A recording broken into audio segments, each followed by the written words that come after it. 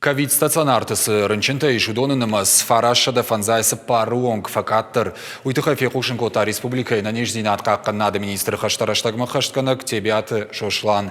Куджахта автомай бирарыштаг рынчында тыппыны зухуд минадай магай фылдыр. Ода доқтырты хошкайбақау усысар житадар факаттырышты. Коронавирусы рынчынтан забах кананда тыш юмин дувашада бынаты. Вакцинации чисау удонынымыз республикае Раже адапатай ковидынықма иммунизации асыдышты шада штайықшыж мин сарагай фылдар. Проблем с количеством вакцин нет. У нас в республике достаточное количество вакцин.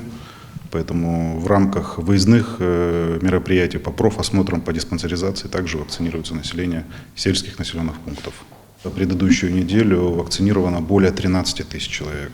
Надеемся, что эти темпы сохранятся. Безусловно, это позитивно скажется на эпидситуации. То, к сожалению, темпы вакцинации жителей 60+ недостаточно высоки и в настоящее время составляют всего 35 тысяч человек.